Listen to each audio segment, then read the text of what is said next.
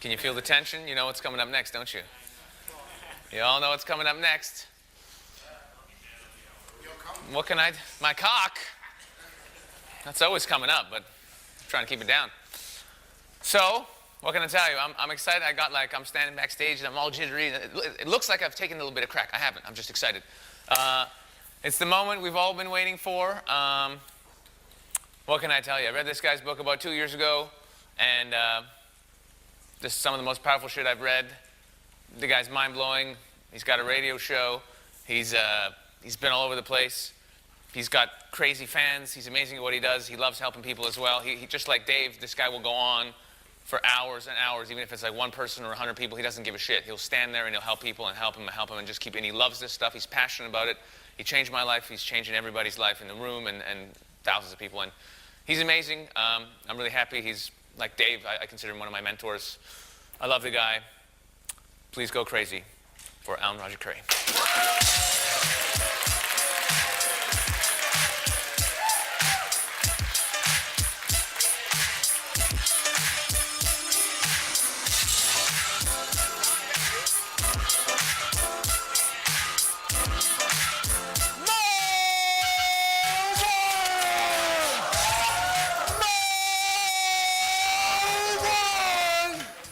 Thank you, Sasha.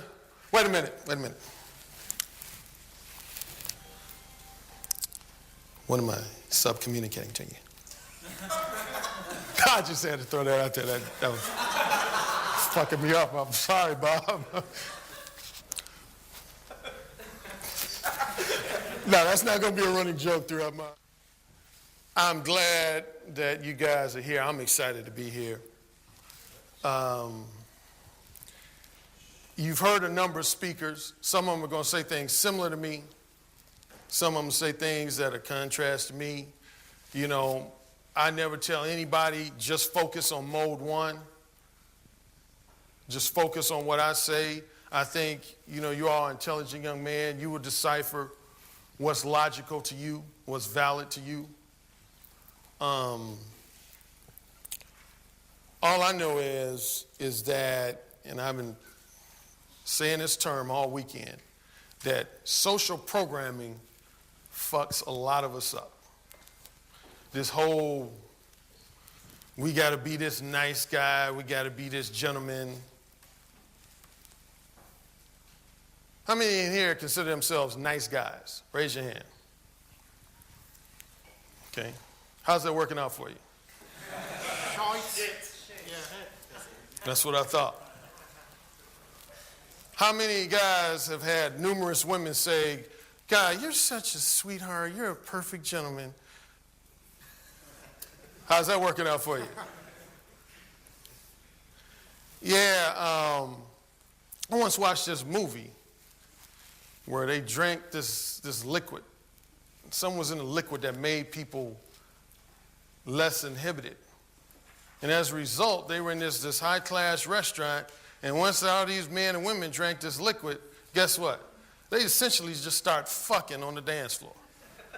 Serious, right there in the restaurant, they just start fucking. Now, on one end, I don't think we want to be in a society where if we walking down the street, people just fucking. But the reality is, at our core, we have a raw animal instinct. We want to eat. When our stomachs start growling, we want to eat. You know? And when our hormones get to kicking in, when we get horny and our dicks get hard, we want to fuck. But yet, social programming says that no, they teach us the right way to act in right situations. And I'm not saying that's all detrimental. In some cases, yeah, it is a good thing to know how to act where, you know. But at the same time, most of us guys have had so many, as I call them, layers of this social programming to the fact that our real core self, that raw animal instinct, is got all this shit just piled up on it, and it can't get through. Or you're reluctant to bust through it. And it's a bunch of bullshit. Let me ask any guy in here, do you, when you talk to one of your close male friends, do you have to think of what to say? Is there any time when you think, damn, I'm going to call my boy Frank. Damn, I don't know what to say, though. Wait, how should I say this? Okay, do you want to play basketball? No, that's wait. Basketball is a good game. Anyway, the history of basketball, damn, I'm stressing out. You just pick up the fucking phone and call your boy and say, hey, man, you want to play hoops? But yet, when we want to talk to women, all of a sudden we get freaked out. I did when I was young. Oh, damn, what should I say to her? You know, oh, wow, should I say it this way? Will that be received in the most appropriate manner? And what I came to realize was that was a bunch of bullshit. And that's why I asked you guys who are the nice guys. See, here's what was happening to me, and some of you have heard this a number of times. I tend to repeat myself quite a few times. But I got to a point where I realized that the women who were giving me all the compliments and saying, Alan, you know, he's a great guy, he's a nice guy, when none of them sucking my dick, when none of them riding my dick. I wasn't fucking none of them. But yet the women who were like, oh, Alan, you can be an asshole, Alan, you can be cocky, Alan, you're full of yourself, basically criticizing me, was ringing my phone off the hook. So that led me to believe compliments basically don't mean shit in terms of they do not represent interest. Woman can compliment you all day. That don't mean she want to date you, and that don't mean she want to fuck you. Just means you make her feel comfortable in your presence. You're adhering to all her social programming expectations. She can predict your behavior as a result, and that makes you a nice guy. But see, when you start exhibiting behavior that's unpredictable, that she doesn't have that mental, as I call it, her mental file cabinet card, all women got it. We do too. You know, we pull out the card, somebody says, hello, pull out the card, hello. How was your day? Oh, it was fine. How's the kids? Oh, the kids are great. Hey, young lady, I want to put my dick in your mouth. Whoa, shit. Where's that? You're an asshole. Shit, I got to find the car. I got to stall while I find the car. You're a jerk. Where's that card at? He said he wants to put his dick in my mouth. Ain't no card for that. That's unconventional behavior. But that's real behavior. Half the time I don't use these things, but Sasha teases me so much because I'm long-winded that I only put together PowerPoints to keep myself on track, so I won't talk for 13 hours. It all starts, what do you want? What do you want? Can that be sub-communicated sometimes? I guess. You see me going like this? You assume I got to use the bathroom, but I'd say it's simpler to just say, where's the fucking bathroom? I got to go. What do you want? Everybody wants something. It kills me when I hear guys, both men and women, saying, I'll say, ask a friend, why were you talking to that young lady? Oh, I didn't want anything. I was just talking to her. That's some bullshit. What the fuck? Who does that? Just talks to people for no reason.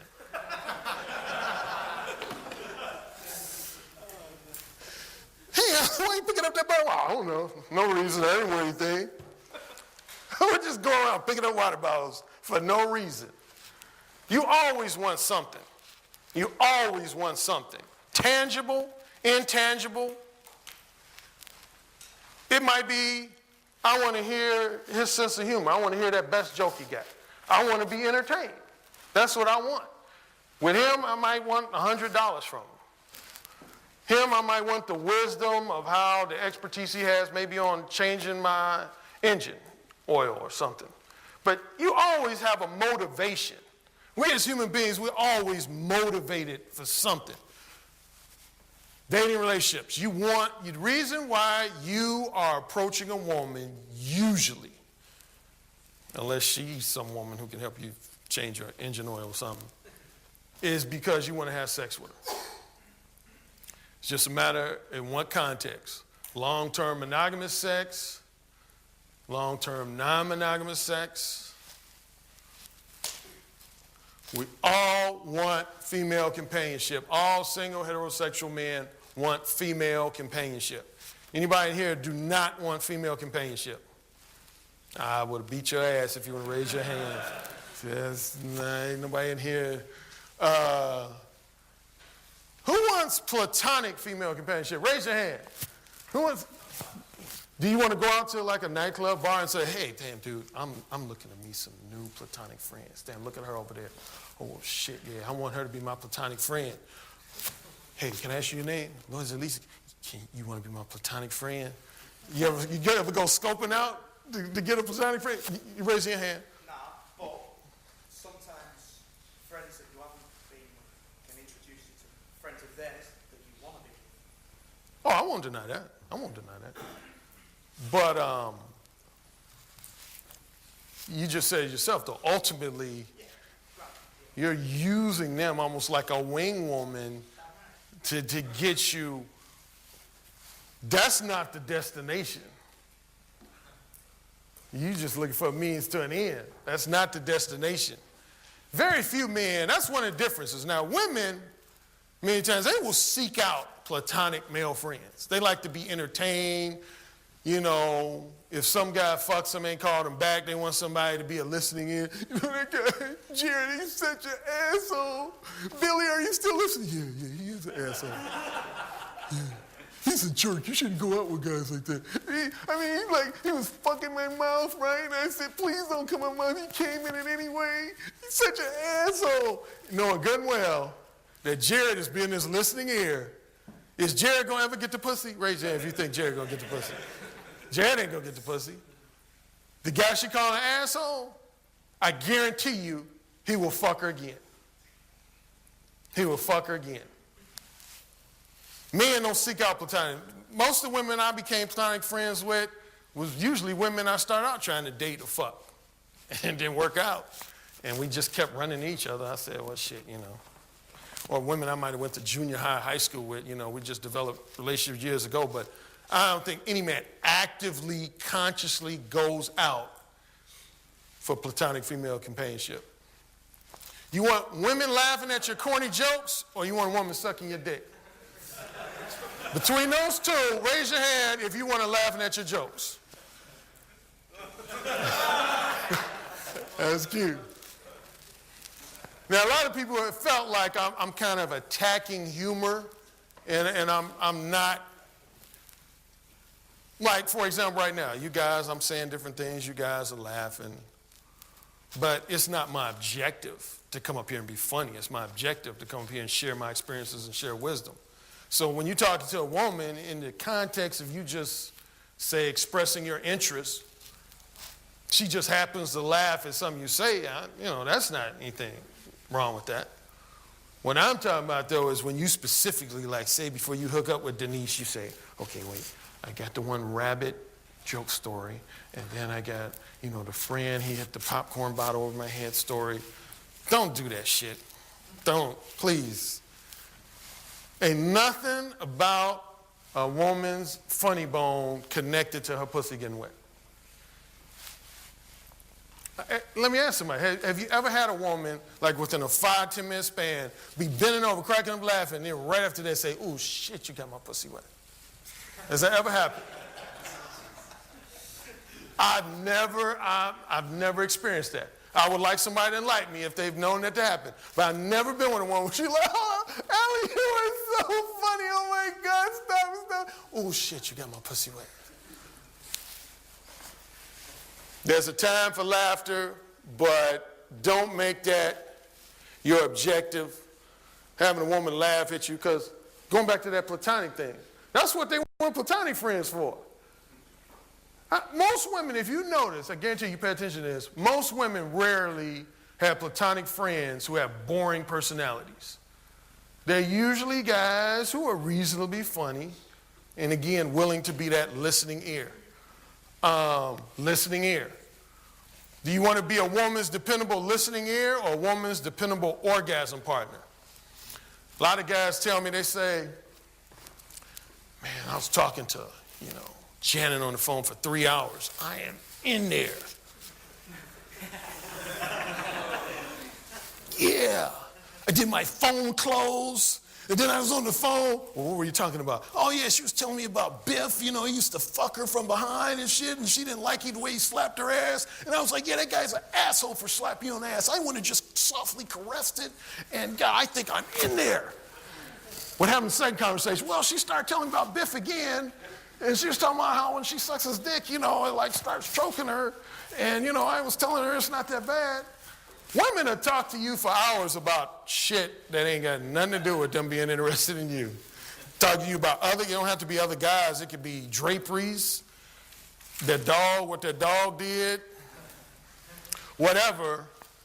Women, a lot of times I've had women confess to me, a lot of women like talking to men more than they do their girlfriends. You don't want to be a male girlfriend. It's the worst thing you could be. As I was mentioning, different types of sex you want. You know, this is the dumbest thing that kills me when I hear from women. When women say, you know what pisses me off about men is that all they think about is sex or all they want is sex. Duh. Ooh, okay, let me ask you guys this question. Think about all the women you're attracted to physically. You thought about dating them. You thought about having sex with them. And now just think of one thing different. All of a sudden, instead of a vagina, they got a dick. How's your behavior change? I mean, of course we want sex. That's why we have penises and women have vaginas. It's because we want sex. That's what dating is about. And it made me feel good because, you know, a lot of people try to get religious and conservative with me. But I was actually in a church in Los Angeles where the preacher even said, God did not put man and woman on earth to be platonic friends. Yeah, seriously. Preacher said that. When he said that, I've quoted him since, obviously, here. I ain't never let that quote, because I feel like if a man of the cloth is telling you, basically, you're here to fuck. You ain't here to watch reruns of, you know, Magnum P.I. together. That's what it's all about. I mean, of course, you want to enjoy other moments. I'm not saying you're going to spend 24/7 having sex, but it's just like the reason you have a job is because you want a paycheck. There's other benefits and perks of having a job, but would you show up for work if you weren't getting paid? Anybody? It's ultimately about I said it yesterday with Gordon Gekko. He said, all the business is all about the bucks. Everything else is just mere conversation. Dating and relationships is all about sex. Everything else is mere conversation. Some people want long-term non-monogamous. That would be like an open relationship. Anybody would desire an open type relationship? Okay, got a few hands. That's becoming more and more popular. The formal term is polyamorous dating. You'd be surprised. There's more women who are down for that than some guys would think. Short-term monogamous. That's what a guy is called, instead of being called a womanizer. How many of you heard the term serial monogamous? That's what a serial monogamous is. He's the guy, he doesn't have multiple partners. He just dates Linda for 3 months, fucks her. Then he dates Janet for about 4 to 6 months. And, you know, that's what some guys want, that's what some women want. Then short-term non-monogamous. Now, honestly, this is, women are probably most resistant to this of all the 4 different types of sexual relationships you can have, because women don't really like temporary short-term dick. If women want to be sexually satisfied, they want to be sexually satisfied over and over and over again. They don't want to be made to come and then just easily dismissed. Stop suppressing your natural born sex appeal. Some guys think that I'm not sexy. Oh, well, some guys were born with charm and sex appeal. We all were. We all were. At our core, we all have everything we need to attract the opposite sex. it would be a cruel joke of humanity if we were just put on this earth without the tools to reproduce ourselves. But again, that social programming starts coming over us, getting layered and layered, and that's what drowns out our natural born sex appeal. Every guy in here, trust me, you have it. Real confidence and a secure ego intimidates others and makes them feel uncomfortable. We're talking about friends, platonic friends. I had one female friend, and I would always, see, I was talking about being funny. I would always be funny with her. I remember one time I was in her presence, and I just wasn't in the mood to be funny. And I gave her this really pensive, direct eye contact. And she couldn't handle it. She stepped back. She's like, whoa. And I looked at her like, what's up? She said, Alan, when you're very serious and you give me that deep stare, she said, your presence becomes exceptionally intimidating. What a lot of us learn is not to make that happen. And I think in the long run, that acts as a disservice to us. That's when we start being this nice guy.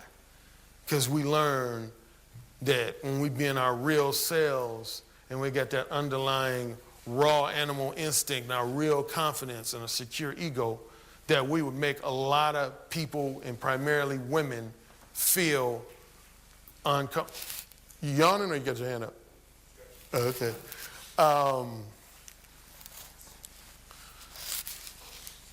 Write that down if you need to. Could you just repeat what it says? I can't see it. You said what? Could you just repeat what it says? Oh, okay. Stop trying to get every woman you meet to like you. That's when you're on your way to being perceived as Mr. Nice Guy, and you just inviting women to put you in the friend zone. Is when you are just all about getting a woman to like you.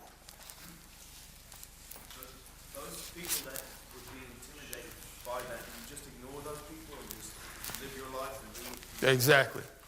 Yep, you answered your own question. Because I agree with that. I definitely think that's true. I think other fellas don't like it if they see you doing well, and you get a lot of criticism from women too. I definitely get a sense of that. It's when you kind of want to be liked and you turn that on, you realize that you lose some people that are around you. Do you know what I mean? Yeah, I was having dinner last night with some of the guys, and I told one guy a quote that I read from Eddie Murphy. Matter of fact, he has two quotes relevant to what I've been talking about. One, he said, the irony of trying to be liked is the more you try to be liked in the long run, the less you are liked. Because you start trying to please both sides of the fence. For example, you try to please the guys who use cocaine and the guys who don't. The guys who physically abuse women and the guys who don't. The vegetarians and the meat eaters. You can't please everybody. When you be in your natural self, somebody's going to fucking dislike you. I mean, that's just real.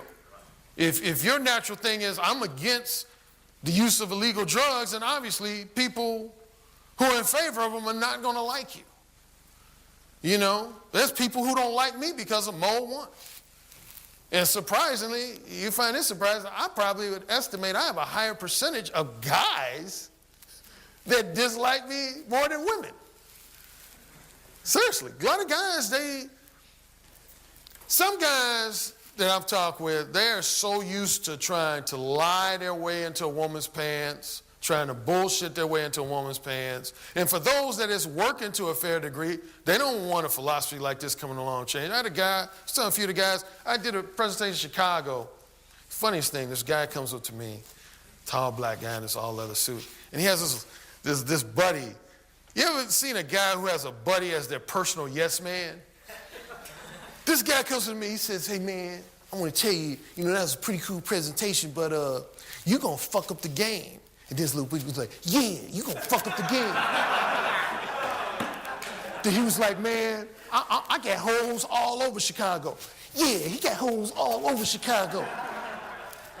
He said, man, you talking about this honesty? Now you telling me with all my 13 hoes that I got all thinking they my girlfriend, I'm supposed to tell them I'm fucking other women? I was like, yeah. He said, man, that's fucked up, man. Yeah, that's fucked up.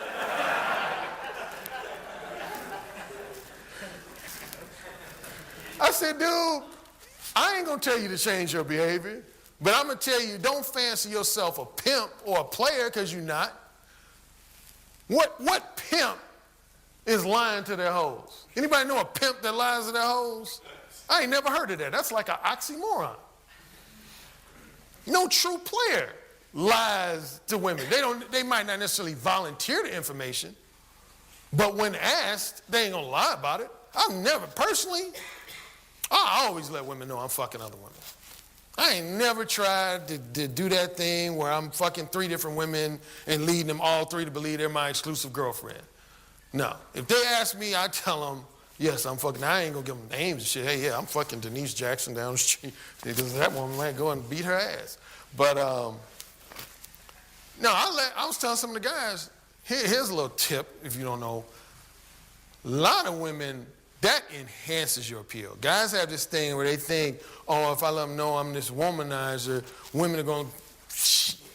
Man, every time I've been in a stretch where I was a serious womanizer, I had pussy just being thrown at me like Frisbees. Alan, I can't believe you're fucking all these women. You're just fucking my whole dormitory. Did you know I'm now in room 213 now? I moved. You can come by anytime. That's what they're doing. I mean, because when you're fucking other women, it tells women you're desirable to other women. Otherwise, you wouldn't be fucking other women. Lets them know you're doing something right in the bedroom. Those are all bonus points. The only reason why they try to act like they don't like it is because they're selfish. I ain't mad at them for that. Women, I mean, we as men, we have our egos and we're territorial, but women are very territorial. They don't, most women, unless the really open-minded ones, they don't want to share dick. They do not want to share dick. That's why they like relationships. They don't want to share dick. I used this analogy yesterday, I think. When you need to go to the men's room, do you try to hold it in while you attempt to get others to like you? Would anybody in here, if they had to use the bathroom, be like, damn, I got to use the bathroom, but dude, he might think I got a bladder problem or something. I don't want him to think that, so I don't know. I'm just going to sit here and suffer because, man, he might think. You are going to get up and use the bathroom. When you're hungry, do you go to a restaurant and attempt to get the chef and the waitstaff to like you?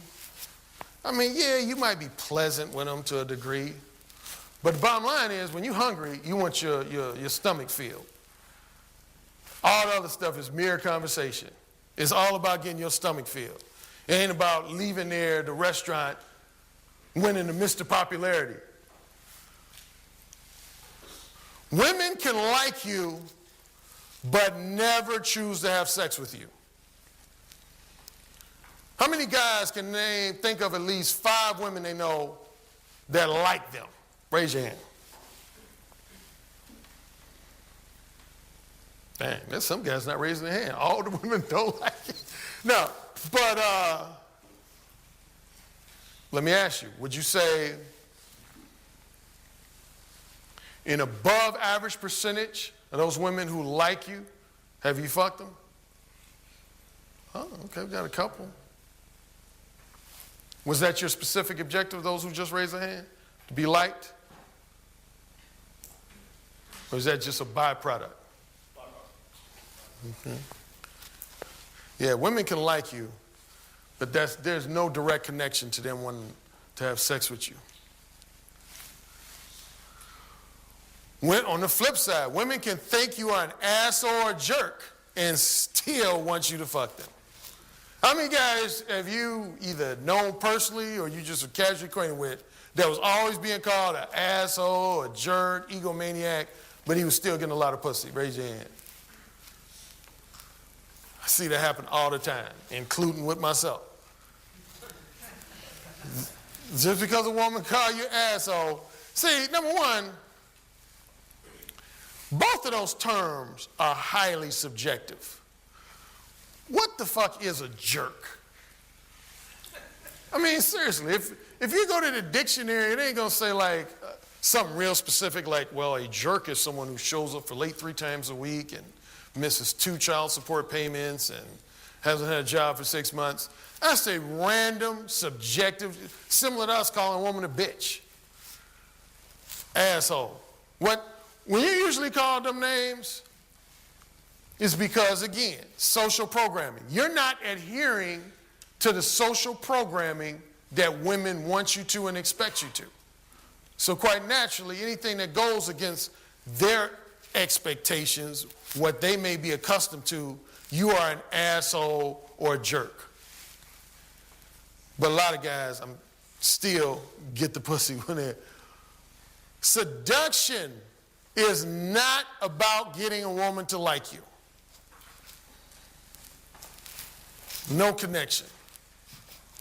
Again, that's not to say you should ever specifically try to be an asshole. That's just as bad to me, if not worse, than being a nice guy. It's trying to be an asshole.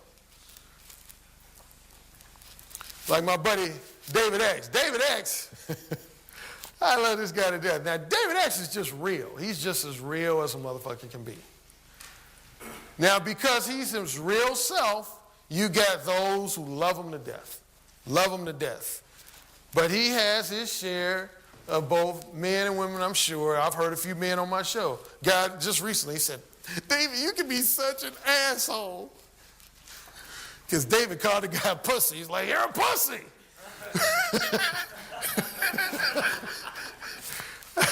But yeah, seduction is not about getting a woman to like you. And that's when guys get into the mode 2 zone. Talking about that a little bit later. Mode 2 is they put too much emphasis. Why are you afraid of rejection? That's the big thing. Man, I don't want to get rejected, man. I approach this 5 women. What's the guy had? Open up the sets. I don't use that talk in this day. I'm just like, I approach women. I don't know about all the sets and shit. But why are you afraid of rejection? Let me see. I'm going to do a little 2-minute exercise. Whoever you sit next to, and I know it's not going to work with the odd number seats, but try to find somebody, and I want you to take 2 minutes, and this is what I want you to do. Like you two, for example. I want you to tell them your name and say, can I borrow 100 pounds? And then I want you to basically be like, hell no. And then I want you to turn around and ask him like, hey, can I use your car for the weekend? I want you to just be like, no. So everybody ask somebody next to them for a favor. Can they borrow money? Can they use their car? Can they wear their clothes? And the other person just say no.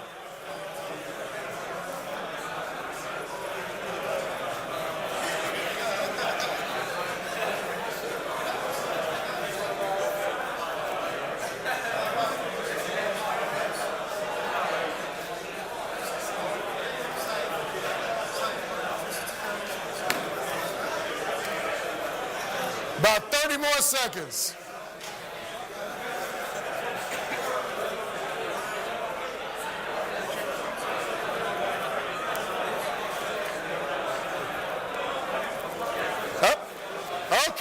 Okay. Now, here was an interesting visual. All you guys were rejecting each other, but these two guys, what's your name? Yeah, what's your name? My name's Leyland. Yours? Jacob Lehman. They were shaking each other's hands while they were rejecting each other. I mean, they were just smiling like, hey, man, no, hell no, you can't use my card. No, man, you can't borrow money. They were just enjoying it. Now, just now, you just got rejected. Did anybody is anybody going to go home and commit suicide? Anybody going to go home call their buddies like, man, this dude sitting next to me, man. Fucking dude rejected me, man. Fucking pissed me off, man. Rejection has as much meaning as we give to it. And I know some guys sitting here like, okay, well, that's our own gender. It's different. Yeah, but mostly no. That's one of the things I tell guys about Mode 1. You would think the thing that addicted me to Mode 1 and got me starting to be Mode 1 was the times when I got women to, suck my dick 20 minutes after I met them or something. I let them successful, those, now see, I was going to make a misnomer. I was going to call those times the times my interests were reciprocated as the successful. And that's a mistake. That is a mistake. A lot of guys on message boards will say, well, what is your success rate? And I always ask them, what do you mean? Because see, for me, this is what I consider success in Mode 1. If I see a woman standing there and I'm standing against the wall and I give in to my fears and I just don't approach them, that means I failed. If I go up to that woman confidently, I'm Alan Roger Curry, we need to hook up soon. Oh, I'm sorry, I'm married. I've been married for 3 years. Yeah, I got rejected, but that wasn't failure to me. I had the balls to walk up to that woman and tell her what my interest was. So just the fact that I took action, that's my success. That's my success. I'm not going to attach myself to a result that's in control of a woman. When a woman spreads her legs for me, that is her choice. I can help influence that, but I can't control it. Anybody familiar with a guy named Stephen Covey? Stephen Covey wrote a wonderful book called The 7 Habits of Highly Effective People. Great book. If you've never read it, I would say it's worth reading. But 2 of the things you learn in there is about the difference between goals and objectives, the difference between control, indirect control, no control, and the difference between control and influence. It is in my power to get down on the floor right now. I saw somebody doing push-ups earlier when Bad Boy was on stage. Yeah, I like it. That was you? Yeah. Feel a little stronger there? That right hand was a little stronger, wasn't it? I'm fucking with you. Hey, but some people jack off with the left hand. Yeah, if I get down and do 50 push-ups, that's in my control. That's direct. Now, if I say I would like you to do 50 push-ups, if you did it, you can say I influenced you. Same with a woman. You might have some degree of influence, but ultimately, that's her decision because that's out of my control. I don't worry about that shit. I don't attach myself to it. That's not to say I don't want my interests reciprocated. Of course I do. But I'm not going to, again, attach myself to that. But so many guys get hung up on this. What I'm going to tell you as I go on in the presentation is that in the long run, that's actually a good thing. I like abrupt rejection. I really do. What I don't like is when a woman wastes my motherfucking time. Oh my goodness, I can't stand that. When a woman is giving me the impression she got some degree of interest, and I'm naive and foolish enough to take her out on 3 dates and talk to her on the phone 15 hours, and then she says, Allie, we had such a great time the last 2 weeks. I mean, you took me to the finest restaurant in Chicago, and, you bought me that one gold bracelet, but I'm not really interested. I'm sorry, we don't have any chemistry. No, just tell me no from the get-go. But rejection is not an indictment of how unattractive you are or how undesirable you are. Rejection simply means that a woman is not the right romantic and/or sexual companion for you. Simple. If I go to a Chinese restaurant looking for pizza and they don't have it, that ain't got shit to do with me. He's looking for the mic. Who got the microphone? Who? Okay.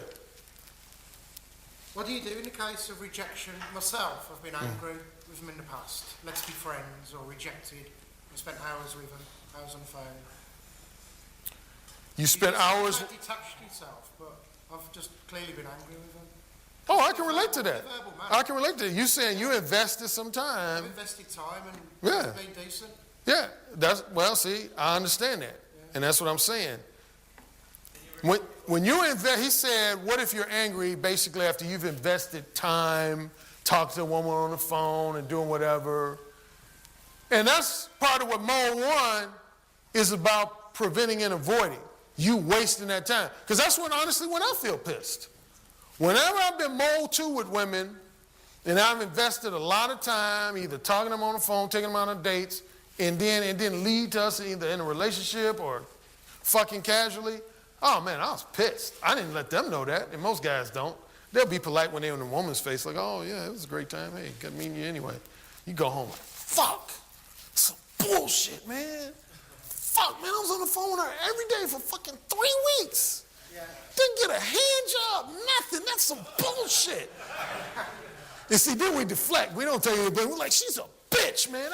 She's a bitch. And see, then you start slowly going into the Mode 4 zone. I'll get on that a little later. You just start saying, man, all women are fucking bitches. But what I've done is I've told them that, and I call it giving them a round of fucks. You said what now? I call it giving them a round of fucks. I've just told them that. I've told them off verbally. You hold them off That's what I've done when you said she's a bitch. I've told them directly. Mm-hmm. Oh, you told them that directly? Trying to get the last word in. Oh, yeah, see, that's what the Mode 4 guy does. Yeah, I call it a giving them a round of Mode 4 guy tells a woman in the face, you a bitch. Fucking, I took you out on 5 dates, and I spent like 300 pounds on you, and you a bitch. That's my confidence, what I do, yeah. I've stopped it a bit recently, but yeah. You said just recently, like Friday, huh? I'm fuming. Hey, every guy in here can relate to that. Alan, do you ever slip into Mode 2 because of, well, you're sort of... No, I mean, because I don't know, I get quite scared of how a girl looks, that she's really beautiful, and then I slip into Mode 2, hopefully not Mode 3, but to maintain Mode 1, you really need character, and I'm wondering if you ever do slip into Mode 2. Trust me, being the author of Mode 1 and the 4 modes of verbal communication, I can tell you in over 20 years of being Mode 1, that it wasn't like it was just one day where I stepped over to the Mode 1 zone, I said, hey, I'm here, you know. But now... I challenged, what always brought me back is that every time I began to doubt Mode 1, the effectiveness of Mode 1, which happened quite a bit. See, this is when it would happen with me. I'll tell you exactly when it would happen with me. Is I would meet certain women, and you know us men, we kind of like to evaluate. The most common thing is the 1 to 10 thing. You know, this woman's a 10. Or we're thinking this woman is classier because she's more educated.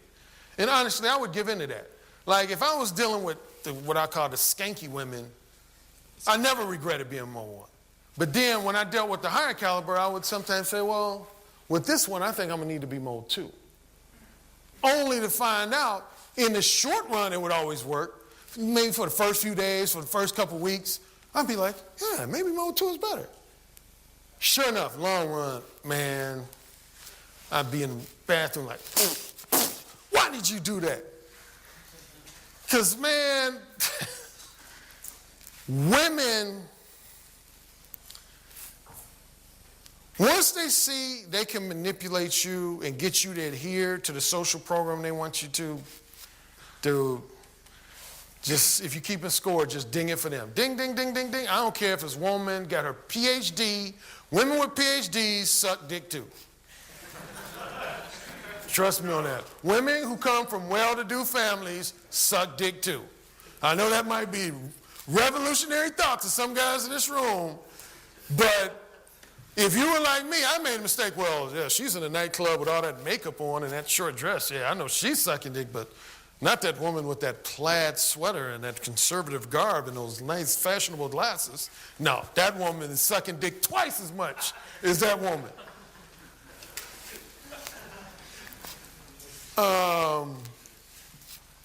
Do not argue with rejection or try to fight it. Just accept it and move on. One of the biggest complaints I get from women that I have to agree with is guys being rejected and they not giving up. To me, the only time you should be persistent is when you get resistance. But if you approach a woman and she says, looks you dead in your eye, and is like, I'm not interested in you, leave her alone. Just leave her alone. You know, the most attempt at persistence you should do is maybe give her a card with your number in case she change her mind.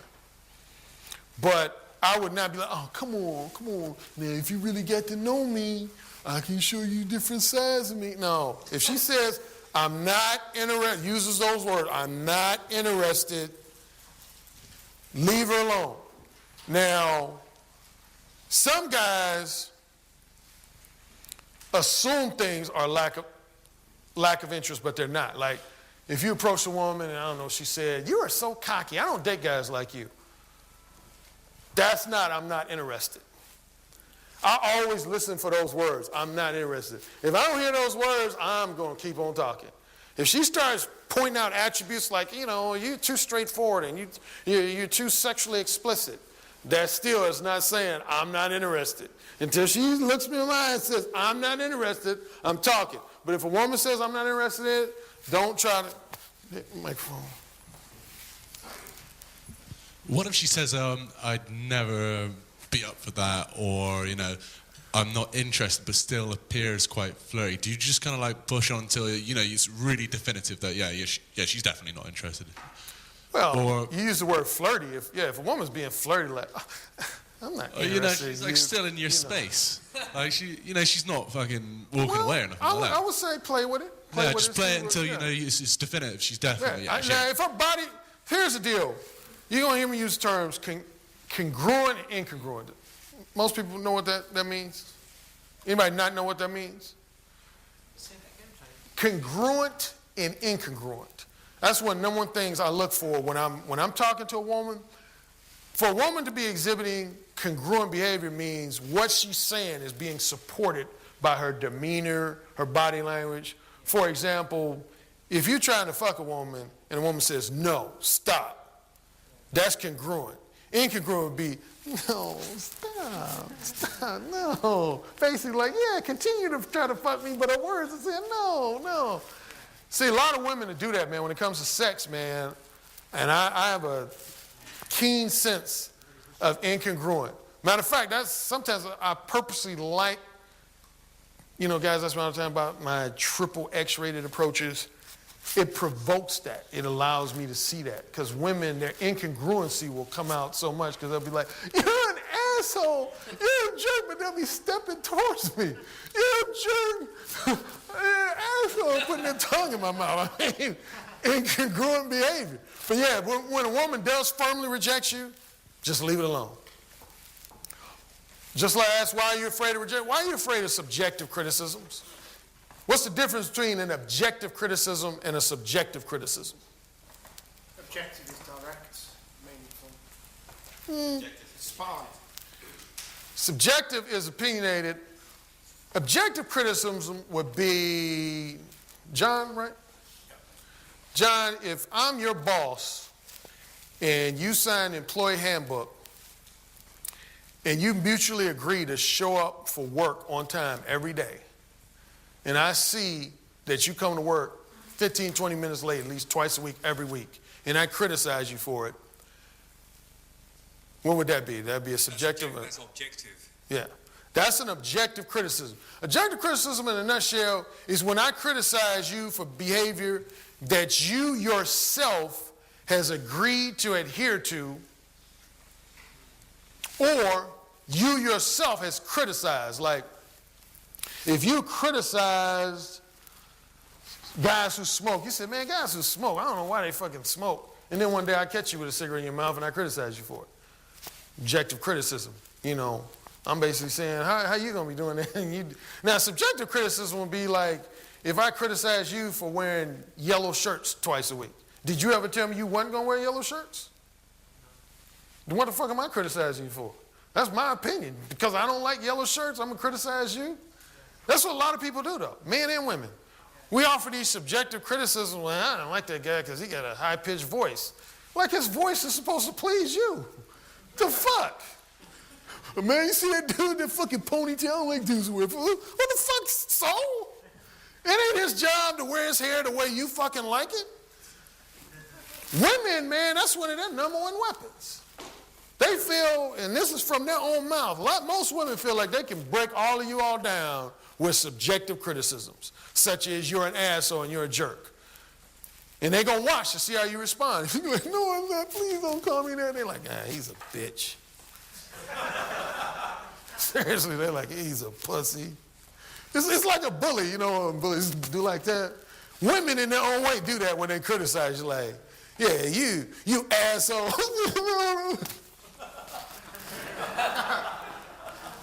Don't let me have another criticism. You pig. No, I'm not a pig. No, I always look at women, whenever they start criticizing me, like, what it look like, I don't give a fuck what you think of me. You still standing here. Trust me, I don't think there's a criticism that a woman can express to a man that I have not heard. Seriously, I almost want to think I've, in the Guinness Book of World Records. What if the most beautiful woman criticized you? The most what? Beautiful woman criticized you. Oh, I've had a lot of beautiful women criticize me. I've had a lot of beautiful women criticize me. Matter of fact, yeah, quite a few beautiful women criticize me. I mean, I can't think of something that I ain't asshole, jerk, sex craze, no manners, no parental upbringing, degenerate, juvenile, delinquent. And you know what the funniest thing, and this is not even a joke. 95% of the women who gave me the harshest criticisms was the ones that my dick ended up in their mouth. Criticism sounds like a good thing. Oh yeah, I tell guys that. I say when I do coaching in class and guys say, hey man, I don't want women to think I'm an asshole. I'm like, no, yes you do. What you don't want women to think is that you're a nice guy. That fucking scares me. Asshole don't scare me. When a woman says, oh hell, you're so sweet, I'm like, oh shit, ow, what did I do wrong? I don't want to be called no woman's sweetheart, no nice guy. Because here's the thing, and I'll get to you 1 second. Don't confuse being a nice guy with a good guy. When you're being upfront and straightforward with your desires, interests, and intentions, trust me, you are a good guy. Because most guys are lying and bullshitting trying to get their way in the pants. But a lot of those guys who are lying and bullshitting are using pleasant language. Their demeanor, everything about them is pleasant. So they're branded a nice guy. Who has read my book, and specifically, anybody remember page 51 of my book? I know that was like a fucking college professor. Page 51, like, what the fuck? I don't remember the page number. No, on page 51, I specifically tell you what in Latin and what in Middle English, what nice is. Nice comes from the Latin word nesius, N-E-S-C-I-U-S, which means to be ignorant and foolish. So when a woman says, hey, you're such a nice guy, that's essentially in Latin saying, you are so ignorant and foolish. And it applies, because when you're a nice guy, you are being ignorant and foolish. You're foolishly thinking that you're going to pull women being a nice guy. That's foolish. It's ignorant. But that's what it means in Latin. In Middle English, the derivative word that leads to nice means strange and lazy. So when a woman calls you a nice guy, you're an ignorant, foolish, strange, lazy guy. I don't want no parts of that. I don't want a woman to call me a nice guy. But yeah, I've been called every criticism in the book. But yeah, the women who criticize me the harshly, and again, that's what made me, I'm going to go back to something I don't think I finished. I was saying how I first became addicted to Mode 1 because of how I felt after getting rejected. I noticed when I was Mode 2 and Mode 3, I was like you. I was pissed. Every time I was Mode 2 and Mode 3 and things didn't work out, I would be pissed off. When I was Mode 1, and to this day when I'm Mode 1, I get rejected, don't mean nothing. The irony is that when you're Mode 1, most of the time the woman is the one pissed. And guys will look at that as a bad thing. They'll be like, hey man, I was Mode 1 and she walked away pissed. I'm like, and? To me, I consider that a victory because you know why she pissed? She pissed because your Mode 1 behavior basically said to her, I'm not going to play that game. I know you want me to adhere to these social programming that I'm supposed to, but I'm not going to do it. And they're like, fuck. all these guys I manipulated in the club last night, and you're not going to play the game? You know how much my pussy is worth? This is currency. You're not going to offer me a free dinner or nothing? No, I ain't going to offer you shit but my dick. You're kidding me. Fuck you, asshole. You mean you're not going to offer to pay half my car note or something? No, I ain't going to pay shit. Fuck you, fucking ass jerk. Fuck. They start trying to think and they make up their own criticisms and shit. You fucking table chair, podium head, you fucker. Because they just pissed at you. Because, see, some of the people in their life told them. I had an argument with a woman in Los Angeles. And she basically admitted everybody in her life had told her that that's how we were going to do that. It was almost like this automatic guarantee thing. That the guys were going to adhere to her social programming expectations. And so she acknowledged. She said, yes, Alan, I get pissed when a guy won't. So when I get rejected half the time, I have a smirk on my face. Because when you think about it, it doesn't make sense. As you guys do that rejection exercise, if you, John, I'm picking on you again. Ask me for 40 pounds. Can you borrow 40 pounds? I'd like 50, please. 50? But I'm not going to give it back. No, I'm not giving it to you. That's No, not very nice of you. no, pause right here. Now, you asked me for 50 pounds, and I just told you no. You did. In other words, I'm the one who got something you want, Yep. and I'm denying it. Shouldn't you be the one walking away pissed off or disappointed? Why should I be pissed? I'm the one holding the stuff with the value. Why should I be pissed? That don't even make sense. For me to tell you, no, you can't borrow 50 pounds, I won't go away like, fuck, that's some bullshit. Fuck. He asked me for 50 pounds and I told him no, fuck. This is fucking, what's wrong, you fucking asshole, man? You're a jerk. You're a jerk. Think about it. Woman get her valuable pussy, you asking for some of it, she tells you no, but she's pissed. I had to think about that. It didn't hit me. That was one of my epiphany moments that helped me deal with rejection. I was like, okay, that don't make sense. She's denying me something I want, but yet she's pissed. And then as I start analyzing things, I realized it's because of what I told you. And then women I would talk to them, they start admitting it reluctantly. But it's because they pissed again. They're pissed because they can't manipulate you. They can't get you to act the way they want you to act. Most women, particularly the ones with egos, they want to get you to act the way they want you to act.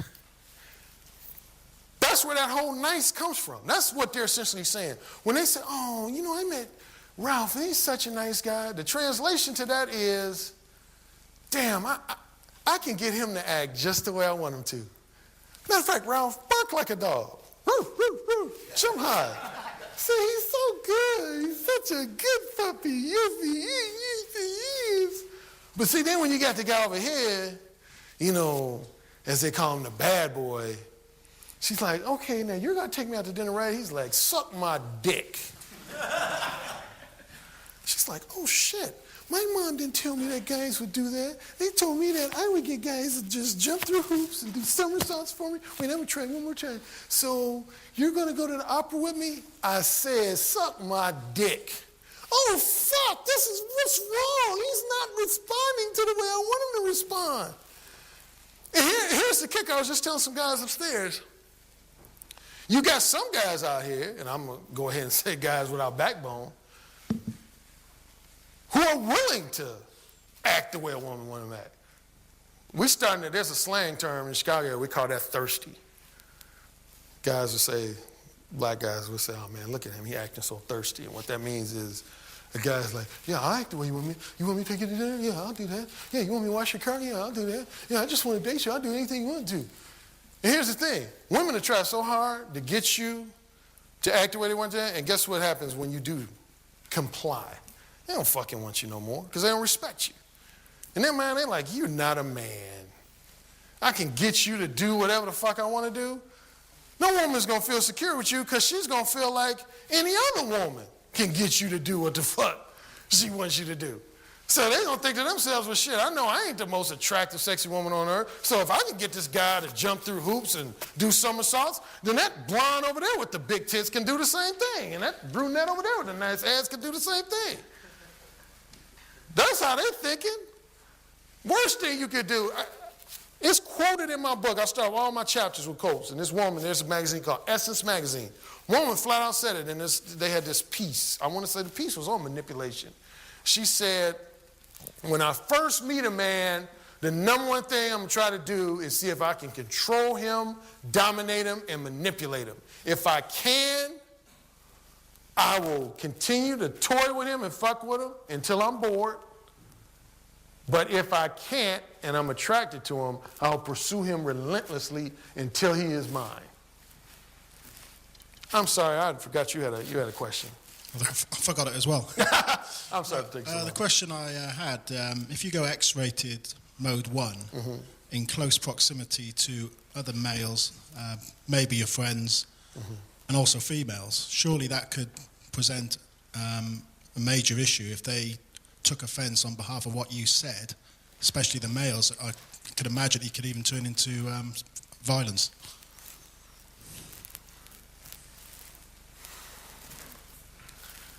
I would have to ask, has that happened? Not to me, but I felt that I couldn't go mode 1 with a couple of males who I didn't really know very well, X-rated anyway. Well, number one, I want to make it clear. I want to make this clear. I made this clear a number of times. Being mode 1 is not, I want to make this really crystal clear, is not synonymous with using X-rated language. It is not synonymous with using X-rated language. This is the reason, like a lot of guys have asked me, Alan, you know, a lot of other pickup artists have examples of their dialogue and their openers and whatever. In my first couple of drafts, I had a lot of examples of experiences I had. But my older brother, Steven, was the one who first said, no, I don't think you should include that. Because he didn't want guys, continue a second, he didn't want guys trying to basically be Alan Roger Curry. That's how pickup lines get started, is when I hear something that worked for you and I say, hey, I'm going to borrow that word for word. But that might not work for me. That worked for you because it was incorporated into your personality. You know, so, yeah, it just so happens, and I'll take the blame, a lot of my mode 1 approaches have been triple X-rated. But I never specifically encourage other men. You could be mode 1 without saying the words fuck, pussy, dick, and all that. You know, as long as the intent is there, you say, you know, I want to be intimate with you. That's not X-rated. But the intent's still there. I want to exchange orgasms. I want to have sex. You know? I do it, what's that old saying, a method to my madness. That's the Alan Roger Curry thing because, again, I feel like my X-ratedness, I had this analogy where I look at a woman's social programming as being in this jar in the middle of her head. And I don't want to come up with a little rubber hammer and go, shh. I want to come up with a big hammer and go, shh, where it's like just splattering all over the place where they're like, fuck, who is this guy? He has no sense of social norms. But damn, he's getting my pussy wet. And that's what usually happens. But there are instances, I mean, I'm not always like 100% of the time. Actually, there's been times I've used what I would call PG-13 language or R-rated language, or, you know, just toned down language. My intent, though, is always the same. But the language, yeah, it will change. So I would say this. If anybody is not comfortable being X-rated, plain and simply, don't. Don't feel like, oh, well, if I'm not X-rated, that means I'm not mode 1. No, that's not true. As long as you letting the woman know that you're talking to her because you're attracted to her and you want to share her company in a romantic or sexual manner, you're being mode 1. The language is totally up to you. Again, that's just, maybe that was the John Leslie as Jack and Talk Dirty to Me influence on me, but yeah, I just personally, I like to, you know, get that rise out of women with the spicy talk. But yeah, going back to my point on screen, subjective criticisms, man, they don't mean shit. That's when you be on your way to, I'm going to get to you first, I'm sorry. actually, I just wanted to add to his question because I have actually had guys kind of like step in and start, giving me shit. Fortunately, never violence, nothing like that. But how do you adapt your mode one approach? What are guys giving you shit for? Are you talking to a woman? Well, see, I'm being very, very upfront. Like they'll say, "Oh, so they trying to look like, as David X called it, Sir Lancelot." Exactly. How do you specifically deal with those guys if it's ever happened to you? Like, well, the closest I've ever had, I talked about one of the, I think, podcast interviews with Sasha. I was in Santa Monica, California, and I was talking to this woman, and I was very X-rated. Now, she didn't have a problem with it. She was like, oh, you so bad. But what happened, she went back to a group, she was there with these 3 guys and one other woman, and she told them, I wasn't there, but I'm just assuming that she went and said, God, that guy over there, he's so nasty. And her brother came over to me, he was like, hey, can I talk to you for a second? And I was like, okay. He was like, see that woman? That's my sister. That's my baby sister. I was like, okay, thanks for the family lineage and history and sibling connection, okay. He was like, she was just informing me that you were using very, provocative, explicit language with her. I was like, okay, and? He's like, well, I just got to tell you, that's my baby sister. I was like, okay, you've expressed that. What's the specific? He's like, I mean, do you think that's really socially intelligent to just be having X-rated conversations with women in public venues? I started looking for signs. I said, if you show me the sign where that's disallowed, then I will have to confess guilt, that I'm in violation of a society code. But I said, as far as I know, when I'm in this public venue, I can say what the fuck I want to say. I said, but the bigger question is, did she have a problem with it? I said, if she had a problem with it, invite your sister to come back over here and let me know that, and then we'll take it from that point. And I knew she didn't. And that shut him the fuck up. He was just like, well, I just want to tell you, if you want to know my opinion, I said, I don't. And then he walked away. But I don't understand. I mean, I guess it could happen. Obviously, you telling me it's happened. But I don't even understand why a guy would be trying to interfere. I think it's jealousy. That's why I asked earlier. Fellas do tend to jump in and try and... Well, yeah. Well, see, we call that in the States, the brothers call that player hating or just hating. That's the thing. That's all, man, look at it. He's hating. He hating. Because, again, that's them guys. There's a lot of what I call mode 1 haters. Some of these guys that are in here have been on a couple of message boards I've been on. And most of the guys on message boards have greeted me fine and been really cool with me. But I've had guys on message boards just, oh, man, they be hating. Oh, and mode 1 is garbage, man, You can't just go up to 20 women and say, I want to fuck you, I want to fuck you. I said, I'm never going to 20 women. I want to fuck you, I want to fuck you, I want to fuck you. They say, mode 1 does not work. And it means you're an asshole.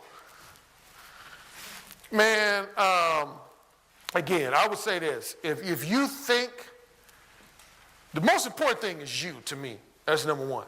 If you're uncomfortable using X-rated language, I would say don't use it unless you're in the moments when you are comfortable with it. Yeah. That's my decision maker.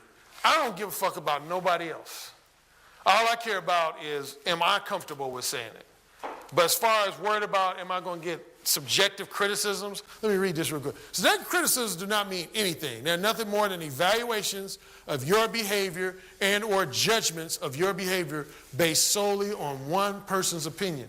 One of the reasons why provocative language is frowned upon is related to that movie I told you I saw, where then people drank that liquid and they got less inhibited and they just start fucking in a restaurant. Seriously, if we were all our real, raw, natural selves, I mean, you literally took away all the layers.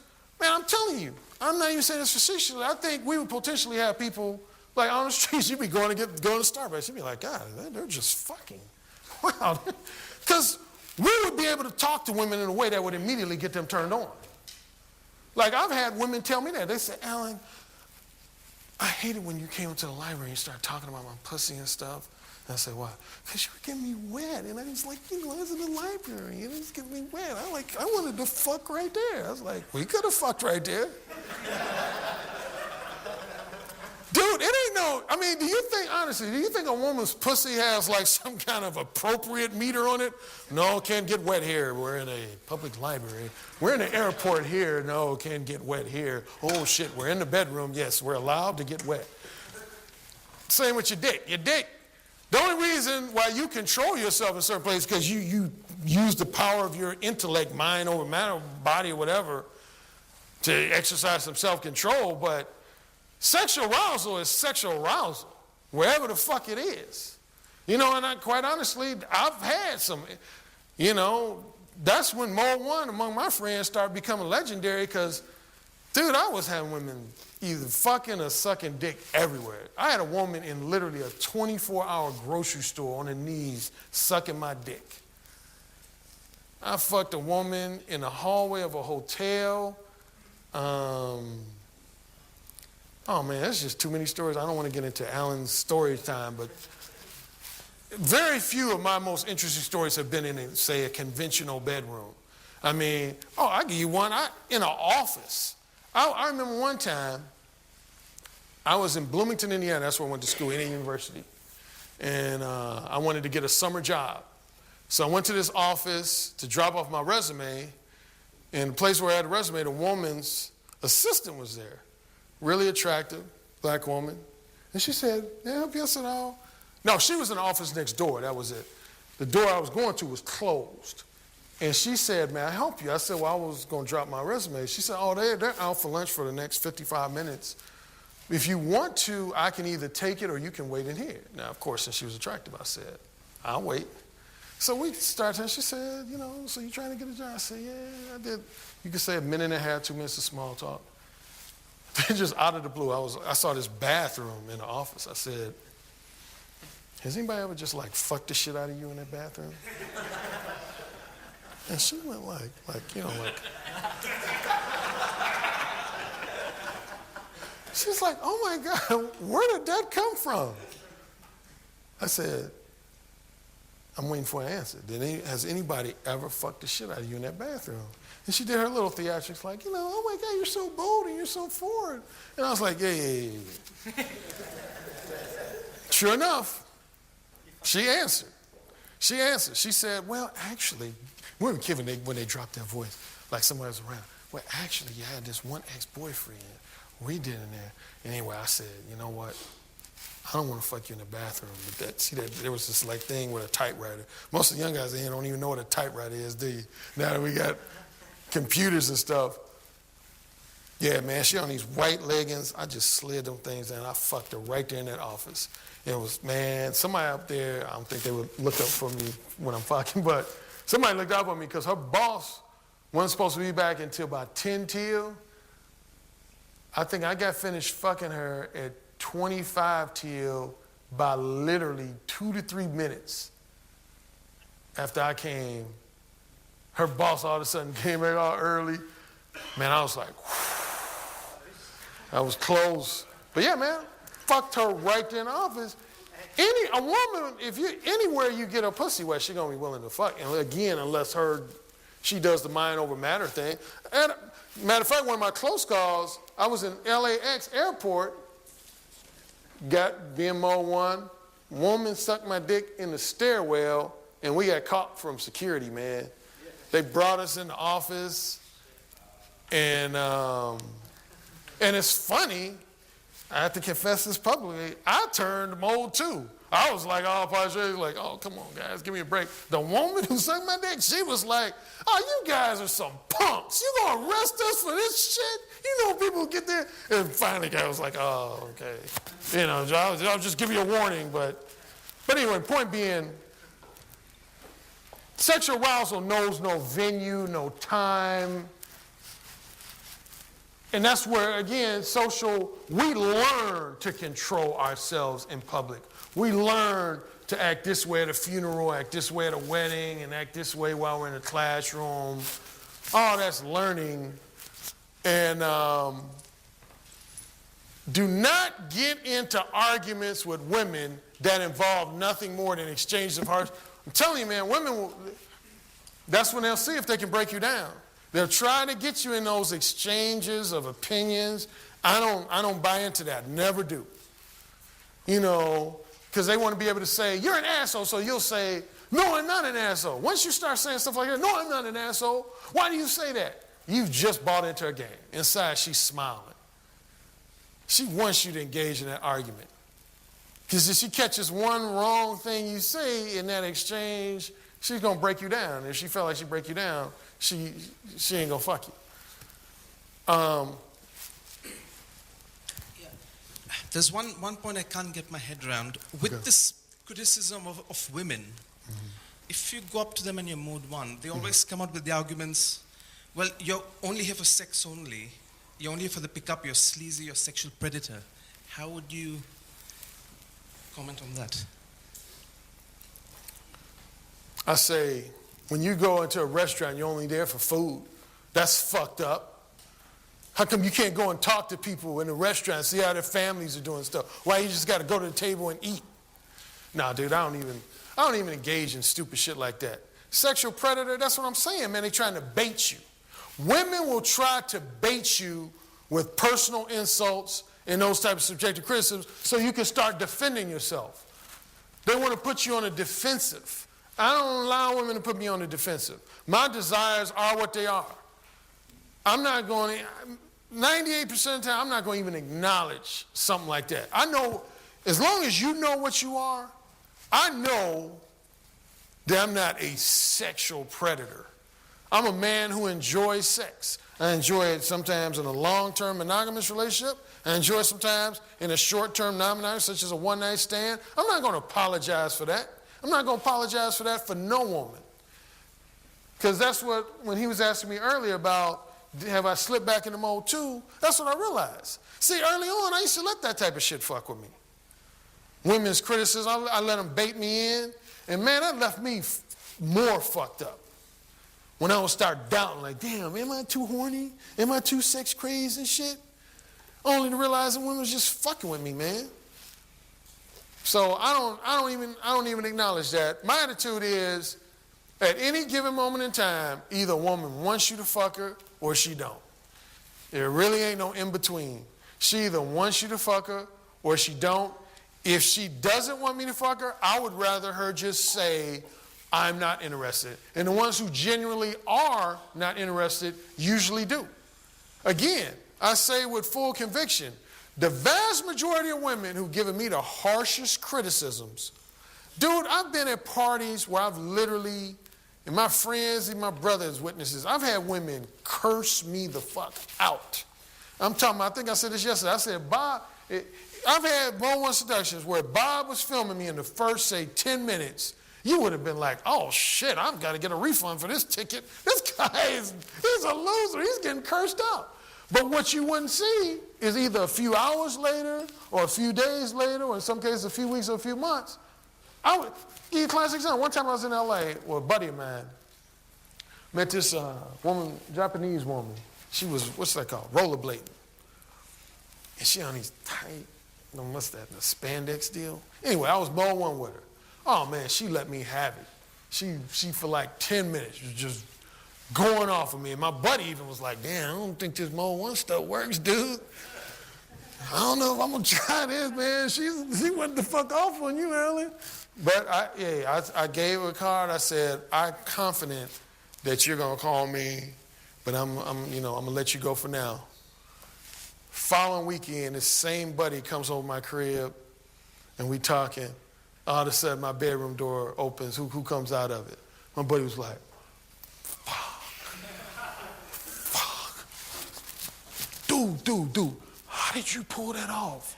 Dude, I saw her, man. She cursed you the fuck out. I was like, that's the beauty of Mode 1. All that shit, again, man, all that shit is, man, that theatrical stuff, I can't reiterate this enough. That's social programming frustration. When women are not interested in you, they just literally like flat out not interested, they don't go through them changes. Most women know they're not going to go through, they're not going to invest 10, 15, 20 minutes trying to insult you. That's not worth their time, a woman who's not interested in you. But it's worth the time of a woman who's frustrated and wants you to back down from your rebellious ways and adhere to the social programming that she wants you to, it's worth it for her to give you 20, 30 minutes worth of shit, because she wants to know that what she's been brainwashed to believe is true. In her mind, she can't believe that you're a guy and you're not buying into this shit. You're not a guy who's not buying into the fact that you should take her out to dinner 3 times before even mentioning the word sex. How dare you? Didn't you get the handbook that says that you're supposed to take a woman out 3 times before you even bring up sex? Matter of fact, I always ask women, when women say, you know you're not supposed to say stuff like that. You know it. And I say, okay, where's the handbook? Oh, you know what I mean. Go ahead. Alan, I have 2 questions. My first question is, if you do not use X-rated language, do women still criticize you, and if so, for what? Oh, for one sex. See, here's the deal, before you go on. A lot of women, and I've been saying this all weekend with different guys I'll talk to individually. Most of us guys, and we shouldn't be doing this, we should actually copy women and feel like that our dicks are worth $2 million in between our legs. But see, we're more down to earth, and we just feel like our dicks are our dicks. Women, that ain't the case. Some women, maybe. I'm not going to generalize all of them. But most women, from their brainwashing and their experiences, they start looking at that as currency. Their pussy is currency. When they're walking down the street, they're looking at this guy and saying, damn, I know my pussy is worth at least 5 dinner invitations from him, and I know my pussy is at least worth of offering to help me with my car note, and I know my pussy is going to have him motivated to send me on a trip to Switzerland, and I know my pussy is going to have me living in his house, his mansion for free. They feel like something should be traded. They don't feel like they should just trade pussy for a dick. Are you kidding me? And guys, when they fawn up to them and play up to their egos, that's like looking for that slot and you just adding coins to their value and shit. And so when a guy comes from on one, like when John Leslie and Talk Dirty to me said, I wouldn't pay you shit. You know, when you have that attitude, they're like, are you fucking kidding me? I had Brad motherfucking Pitt. He was offering to take me to Tahiti to fuck me, and you're just telling me you just want to fuck me? So that's insulting to a lot of women. That you just are like, you want to fuck them, and you ain't trying to offer them shit for it. Women are like that. Some women, the more manipulative types, they can't even fathom it. They're like, how dare he even suggest fucking me without offering me something of great value in exchange? Finish your question. Okay, thanks. Second question is, let's assume that you went X-rated mode 1 on a woman, and she got harshly criticized, and she blew your dick in the end. What happens if you see her on a more regular basis? Just how does your communication evolve? Like, does she keep criticizing you? Do you keep dominance, or do you like turn to a normal long-term relationship in case you? Oh yeah, I'm X-rated in all my long-term relationships. That's another reason why I'm X-rated, because I feel like if a woman is not responding to my X-rated stuff, what's the point of me dating her? I mean, it's like, I love chicken wings. If a woman tell me she can't cook chicken wings, she don't like them, what the fuck I'm gonna date her for? And the X-rated thing, man, see, I don't want to criticize no other presenters. I didn't agree with a lot of stuff that Yad was saying. But if there's one thing he mentioned that I will piggyback on, he said something about pushing boundaries. Anybody familiar with Dave Chappelle? The comedian? He was on there. They have a show I love. I don't know if it's still on, called Inside the Actor's Studio with James Lipton. And he was on that show. And James Lipton said, you know, you're a very funny comedian, but honestly, a lot of your humor crosses the line. You've been criticized by influential people for crossing the line. What are your thoughts about that? And he said something really simple that I agree with. He said, well, the first thing I need to know is where that line is. How you know you crossing the line until you know where the line is? And see, that's what men make the mistake. When I was cracking a joke about the nightclub skank versus the woman who looks all highfalutin,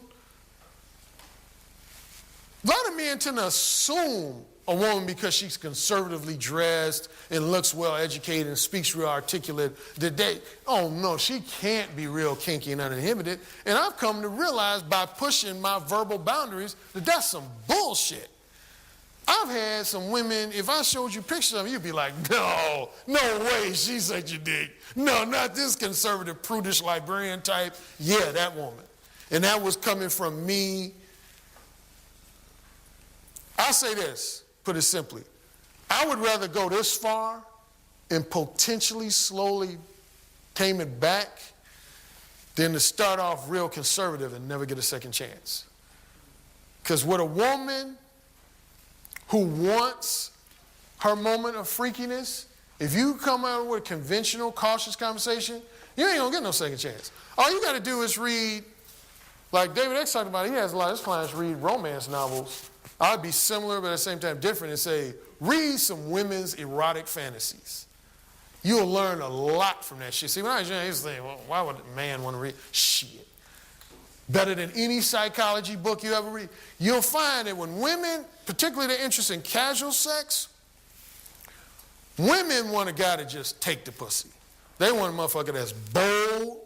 Ain't no erotic fantasy I've ever read where it was a guy approached me and he was gentlemanly and then he held me a flower. It was shit like, yeah, I was on a train and I was bending on to get a cup of wine and this guy just came and lifted my skirt out and just ripped them off. And now I'm not suggesting you do that, but I'm saying the general nature of mostly women's erotic fantasies is they want a guy that's confident, that ain't gonna, play up to them and do all the conventional shit. And that's one of the reasons why I'm the way I am verbally, man, because I've come over the years to know what effect it has on them. And my attitude is, even if I don't fuck them, trust me, that shit leaves an impression on them. Women, like for example, there was one woman I was more one with, and this is a woman I didn't fuck. But she had the mistake of knowing a woman I do know. Like you say, one of her girlfriends was also friends with me. Do you know this woman rejected me, but yet told her girlfriend that she masturbated to the way I approached her? What's that about? God, you're an asshole and I will never date you, the last man on earth. Oh, shit.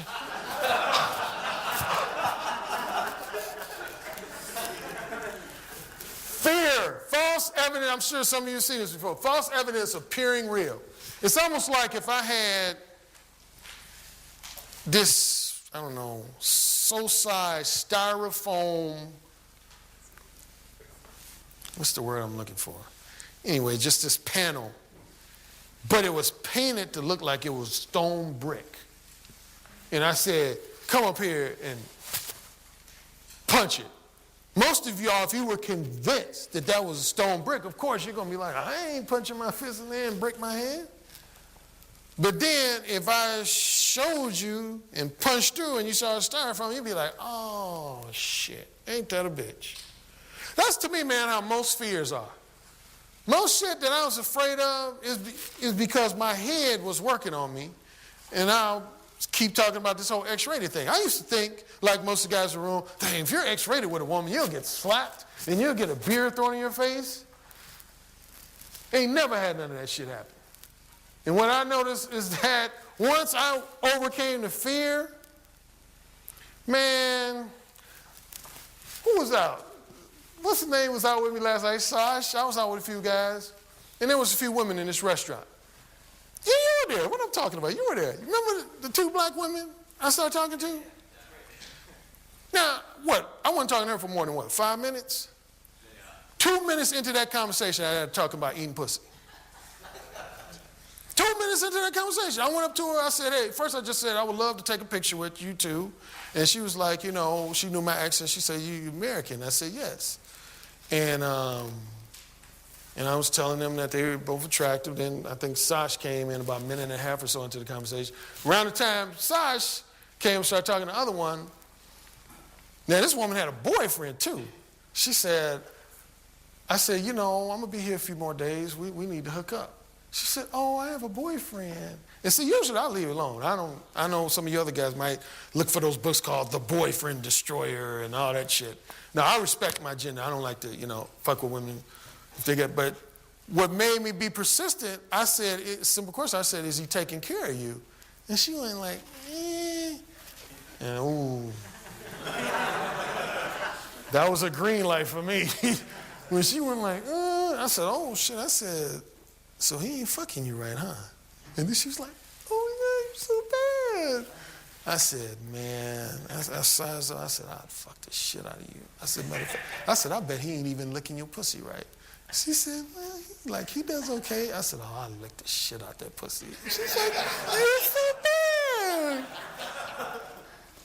And I was like, shoot. I said, once you leave this restaurant, I want you to just have a visual image of my tongue just all over your pussy. I bet you she went home and played with her pussy.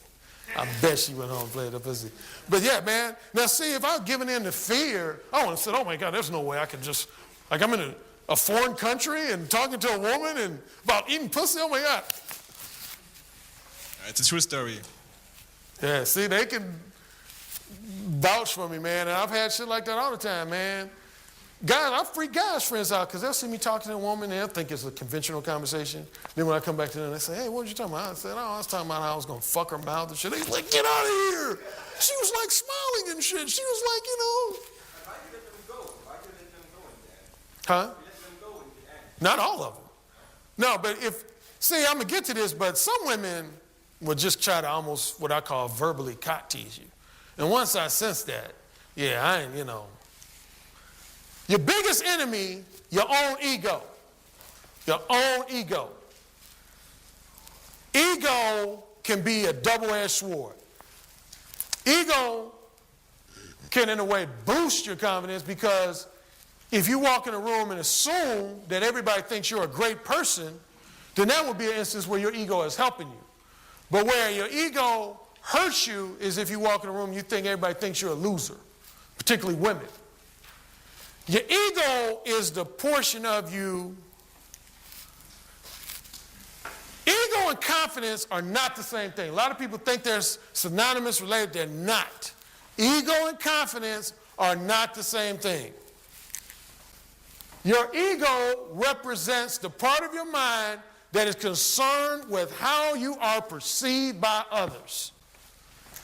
So a lot of people think, if I was to say, John, you're egotistical, they naturally assume that means I think you're full of yourself, arrogant.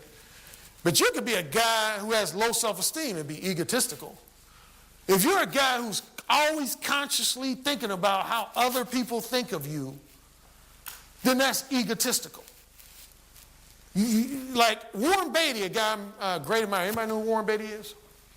Warren Beatty, he's one of, if you don't, he was a well-known actor in the 60s, 70s. Some people used to call him the most handsome man in Hollywood. His nickname at one point was Mr. Pussy because he got so much pussy. Now he's married to a woman, I want to say, who grew up in London, Annette Bening. But anyway, he said in an interview one time, he said basically a variation of what I just said. He said, a lot of people think shy, introverted people are not egotistical, but he said those are the very people who are egotistical. The reason why they're shy and introverted is because they're allowing their ego to assume that everybody's not going to like them, everybody's not going to respond to them favorably. That's what I respect about David X. When he was talking, some guy was saying something, and he was like, and I just asked somebody over here, did it happen yet? Because a lot of guys will tell me about stuff that they think is going to happen, but it hasn't happened yet. Like the slapping thing. Guys will be like, Ellen, just more one, I want to be more one, but, I'm scared of getting slapped, Isn't slapping a problem? I say, well, did you get slapped when you were more one? Well, no. I'm like, well, then why are we talking about this then? I've been more one for 20-some years, dude. I can honestly say I ain't never had a woman slap. I ain't even never had a woman raise her hand to slap me. The closest I've come to it, I've had women say, I bet other women have slapped you. And I always say, you didn't. And they say, oh, yeah, that's right. But no, but the ego is what causes you to be concerned with how you're perceived. Confidence, on the other hand, represents your ability to take action. Like I use that example. Stand against the wall, the wallflower. This is where I'm going to challenge something that one of the other presenters said, the charisma coach. He said something about there's no such thing as confidence, or I don't know. I don't want to misquote him. But I will say this. Confidence means everything. What a lot of people think is that you only have to get positive reciprocal results in order to get confidence. No, when I'm on one, I could get rejected by 10 women in a row, and I will leave that room as the most confident motherfucker in there. If I know I had the balls to walk up to the 10 finest women in there and express my desires to them in the exact way I wanted to express them, I'm a confident motherfucker. I don't care if they said, no, I'm not interested. This is when I will lose confidence, is when I'm like, oh shit, I want to say something. Oh no, she's probably married. Oh shit, I want to say, oh no, she's probably not going to like me. Giving into them fears and insecurities. But no, Michael Jordan talked about it. Michael Jordan, you know, he's one of the most successful NBA players. He said, I know I'm going to miss over half the shots I take. But do you think if he had a game where he shot 8 for 32, that he came out the next game saying, damn, man, I ain't no good hooper and shit. Fuck, man. I should become a construction worker and shit. I can't play this game.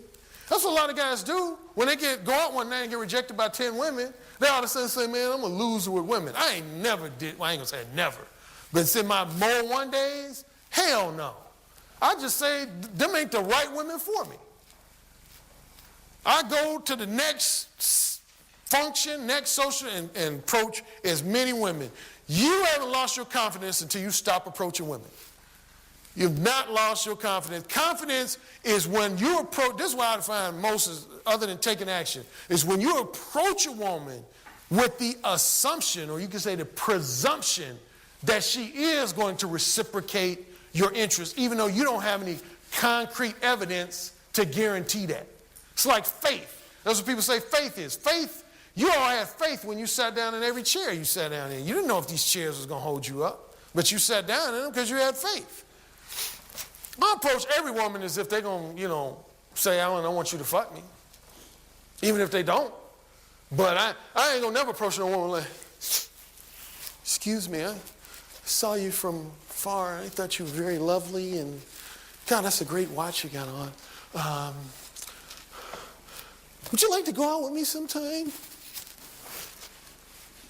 I'm exaggerating a little bit, but there's guys that are. They go up to women just with this lack, their whole demeanor is a lack. I go up to women almost like, I know you want to hook up with me. Like, I almost dare you to tell me you don't want to share my company. Am I reciprocating all the time? Hell no. Probably over 50% of the time I'm not. But I guarantee you this, and this has happened, most of the women who did reject me, one of their comments a lot of times when we would end the conversation, they would say something like, I'm not interested, but damn, I got to tell you, you're the most self-assured guy I've ever had approach me. I told you about the celebrity who I did Mo one on. She told me that. She didn't reciprocate my interest, but she said, you are one of the most confident motherfuckers I've ever had in my life. And for her to be a celebrity and say that,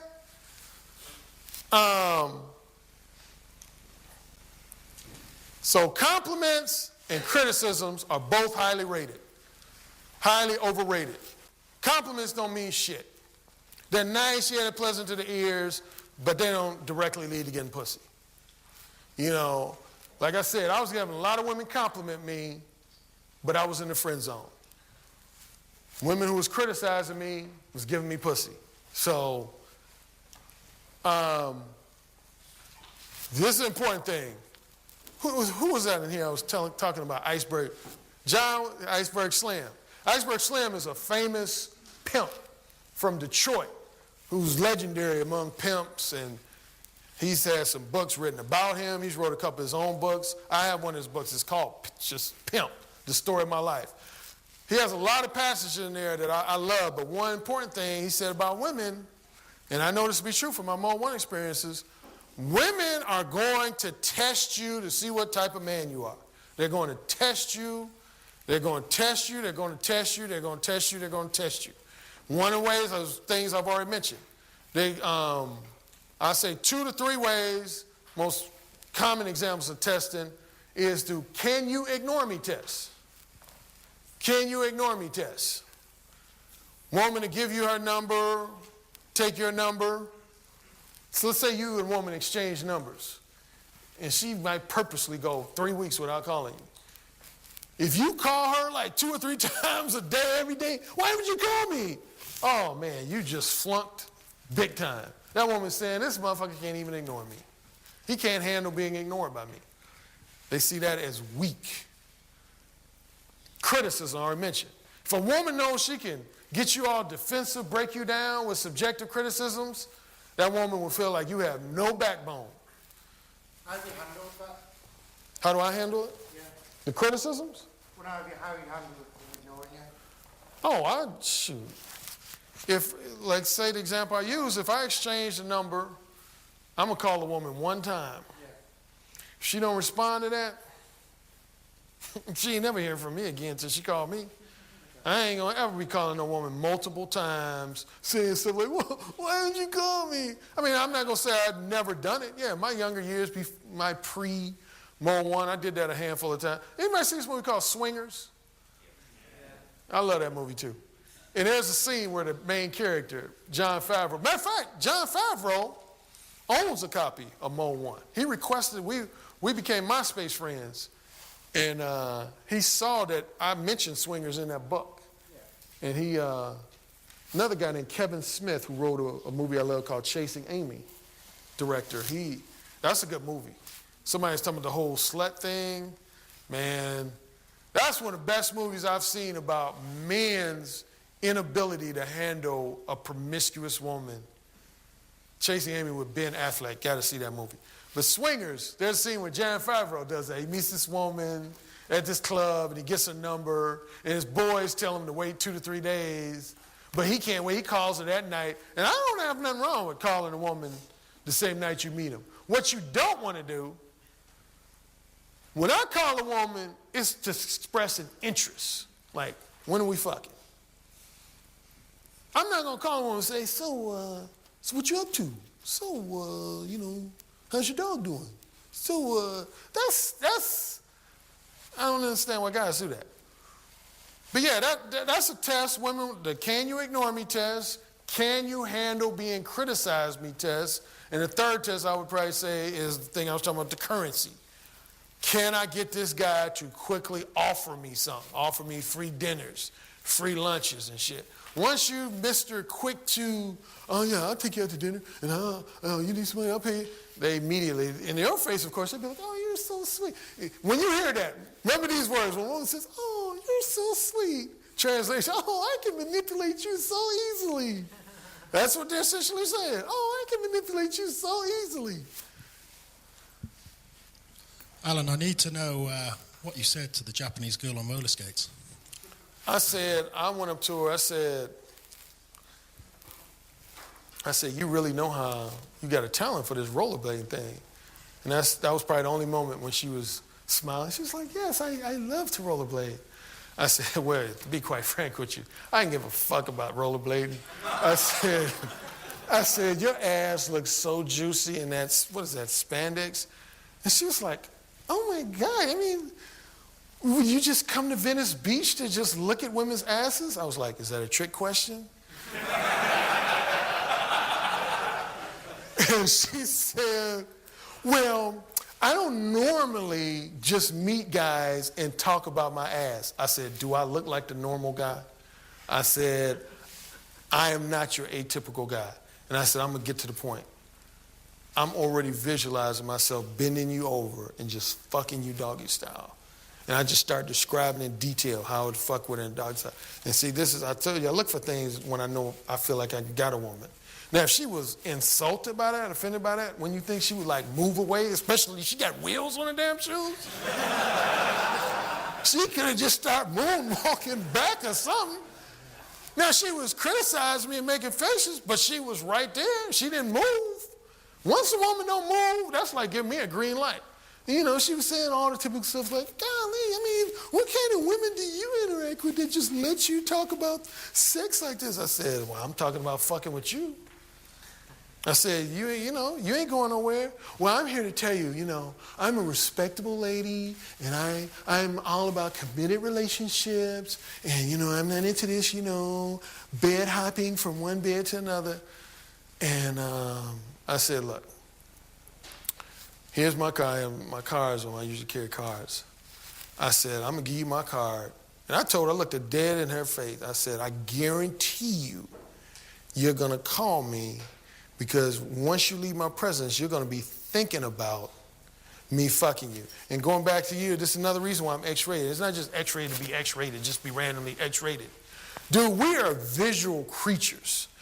You ain't gonna, when I talk women dirty, it ain't just me saying a bunch of just X-rated words in a row like fuck, dick, pussy, tit. No, I describe shit that I know is conjuring up visualizations. Like I won't just randomly say, hey, I want you to suck my dick. I'll say stuff like, you know, I'm already picturing your head just going down real slow and then coming up. And then your lips, just the way they're just moving on my dick. And what I'm doing is almost taking a pen in her head and drawing that visualization. And I know that's what I'm doing because the women I've successfully got into bed, they would admit that. I'd either ask them or they would volunteer. They said, Alan, you know, I have to be honest, like when we were in the grocery store and you were telling me like you would have my legs on your shoulders, I did. I left the grocery store. I started thinking about that. I was like, oh, wow. He's put this powerful visualization in my head that I can't shake. Now, if you spend time talking about your new movie camera you got, what visualization is that? Oh, yeah, that movie camera. Oh, shit. Oh, yeah, that dog he talked about. Oh, yeah. I want to put visuals. Like, David X, you saw him when he had them two women on stage in a trance yesterday. He got in that zone where his voice was even. So I was studying Dave, man. He was smooth. His voice was on an even keel. And he just was talking to him real smooth. And a chick over here, I saw her. I look for what I call a tail. In poker, they say you got a tail. If you like got a good hand, you scratch your eyebrow, that's a tail. One of women's biggest tails is their lips. When women get aroused, they do stuff like that. Or they cross and uncross their legs a lot. But yeah, I knew when Dave was having it. Sure enough, he ended his whole stretch by saying, there's no way you two women up here on stage are not wet.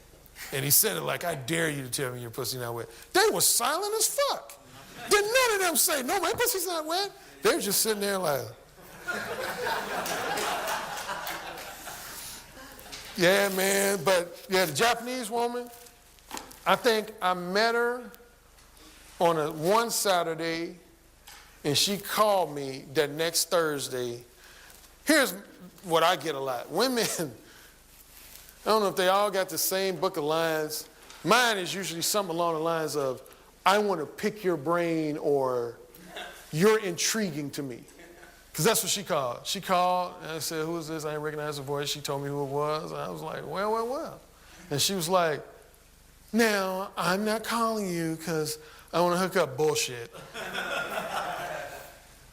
I was just talking with a couple of girlfriends, and I told them how you approached me, and it's just so intriguing. I mean, and you know why they're intrigued? Because this goes back.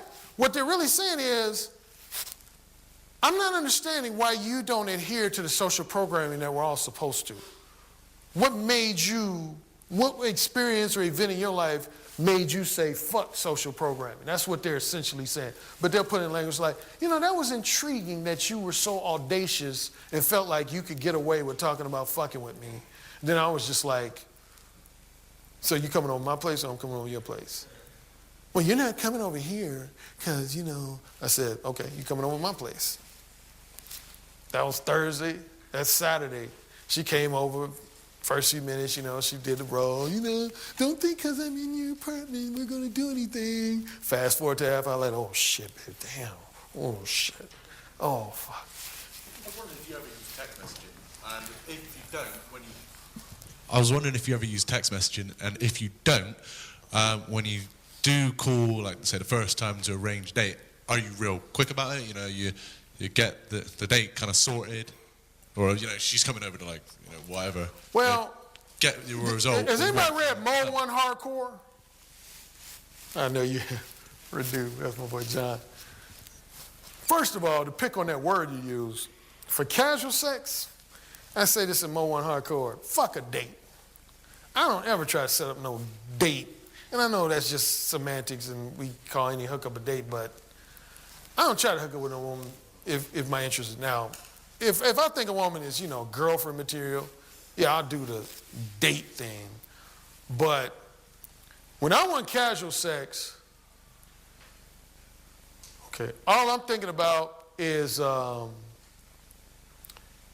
getting her pussy wet. I'm not focused on a time, a place, a day. Because I feel like if I get a woman's pussy wet, all the rest of that shit's going to take care of itself. And that's why it kills me when I'm on these message boards. Guys be all excited about, I got a phone number closed. Phone number don't mean shit if not got a pussy wet, at least left her intrigued. That's the minimum. Like I keep saying, these women will tell me, at minimum, I want that woman when she leaves my conversation to be saying, wow, that was something different. I'll tell you a quick story. I got so many stories. I don't want to get on all my stories. This is what most of my friends gave me the really double brass balls award. I had a woman I met in Target in San Diego that I was hitting on her first, and she opened up the door for this. She kept saying she was older than me. She wasn't. I think at the time I was 31. She might have been 37. And she said, you should be flirting with my daughter. I said, how old's your daughter? She said, 20. And at first I was like, why are you trying to push me on my daughter? But then I saw the daughter. I was like, oh, shit. So I went like this to the daughter, like, come on over here. So we started talking, and I said, you know what? At first, I wanted to fuck your mom, but she suggested that I fuck you. And both of them looked at each other like, oh my God. And she was like, Mom, you did not say that. She was like, no, I did not say any of that language. You know I don't talk like that. I was like, okay, I translated for her, but essentially, I came over because I was trying to fuck your mom, but she said, you should hook up with my daughter, and damn, you got a nice ass. We do need to hook up and fuck. And they were just, they did their freak out period. But next thing you know, we was talking and shit. I didn't fuck both of them, if you're wondering, but 1 out of 2. But, yeah, man. Text message, I've communicated with women on text. Oh, my whole point was I was saying that, some guys, they put, as the common phrase goes, the cart before the horse. When I'm talking to a woman, I know Rob brought up that story. As I said, at minimum, I want people leaving the conversation almost scratching their head like, damn. Somebody brought up Vicky Cristina Barcelona. Remember when Juan Antonio walked away and they both was like, that was a hell of a conversation. And you see, Rebecca Hall's character, she played Vicky, I think. She was a classic example. She gave him all that shit that I tell you I get. She's like, how dare you come over here and just immediately talk about having a threesome. But a week later, she was fucking him. She never said, I'm not interested in the threesome. So women will test you, though. 3 tests again. Can you ignore it? Can you be ignored by me? Can you be harshly criticized by me? Are you going to quickly offer me dinner dates, materialistic gifts, that sort of thing? For women, I don't know if I have time to go into these in detail because we're going to end up taking like a 15, 20-minute break, and then I'm going to have a second half. But real quickly, I have this in my second book. A lot of you don't have that. It's called Upfront and Straightforward. Let the manipulative game players know what you're really thinking. And I said, all men are going to run into these 4 types of women. There's no other category of woman you're going to run into other than these 4. Reciprocators, rejectors, pretenders, and time wasters. Reciprocators, once they know what your specific desires, interests, and intentions are, they will let you know fairly quickly that they share the same desires and interests that you do. Where's the part that you do? Anyway, this is all every man in here, ideal woman, of course. Every guy wants to be able to walk up to a woman and whatever you say you want to do, whether it's fuck her one night or have a relationship with her, for her to say, yeah, I'm feeling the same way. But that realistically, that's probably going to be about 5% of the women you meet in your life. Those are easy to deal with. The only reason you need to be mode 1 for them is to simply let them know what your interests are. Because if they don't know what your interests are, how can they reciprocate it? If you standing up against the wall, you ain't let your interest be known, so how can they reciprocate that? If you go up to them and talk about fluff talk, about the dog and the weather, how they going to reciprocate your interest if they don't know what your interests are? So you got to let your interest be known so that the reciprocators can reciprocate it. Conversely, rejectors, once they know what your specific desires, interests, and intentions are, they will let you know fairly quickly that they do not share the same desires and interests as you do. Now see, this is where a lot of pickup artist type guys go wrong. Almost half of their philosophies will be trying to prevent women from being rejectors or trying to persuade rejectors to become reciprocators. I don't do that shit. Rejectors are who they are. They're not interested in you. Leave them alone. I don't ever try to persuade a rejector to, because that's an act of futility. Some women, flat out, point blank, are just not interested in you. You might think Brad Pitt could get all the pussy. I've seen women say, Brad Pitt does nothing for me. Every man got women who are attracted to him and women who are not. You just leave them alone. I love rejectors. I love them to death because I do not waste time with those. The two tricky women where Mode 1 really comes into effect is these last two categories, pretenders. These are women who are attracted to you to some degree, but they will initially give you the impression that you are not their type. They have to first test you to see what type of man you are. These women, they think you fairly handsome, they think you fairly charming, but they ain't gonna just give you their companionship. They want to see if you're a wimp. They want to see if you're a guy who can be easily manipulated. So they're gonna play games. They're gonna go into gameplay mode. Test you, see if you can be ignored. Test you, see if you can handle criticism. Test you to see if you're gonna offer them dinner dates right off the bat. If you flunk their tests, they become these. Some women start off as these. These are the women, in the same way a lot of pickup artists tell guys to avoid rejectors or try to prevent reject. I don't want to deal with none of these women. Time wasters. Women who generally have very little of any interest in you, but they do not want to reject. This is the biggest misconception that men have, that women are like this.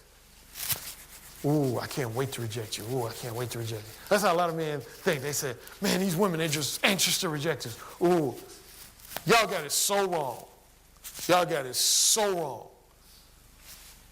Most women are just the opposite. They do not want to reject you. Why would a woman reject you, John, if she thinks she can get 3 free dinners out of you?